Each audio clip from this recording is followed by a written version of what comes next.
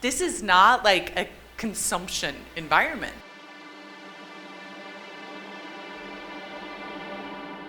The first time you go through Scholars, the first year, you're learning everything. And it's all so exciting and new, and your brain is so excited about it. And the next year, that's when you can really do it and apply it, and it's not new, and you see yourself at a different level. We sometimes don't know the effect of our practice on our life.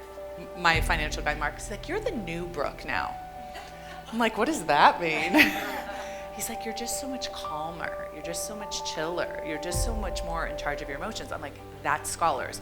That for me, the practice of doing it and the practice of coaching you also consistently is just evolving me. And you have to evolve so you can go to the next version of yourself, which means you have to become unavailable to the life you currently have.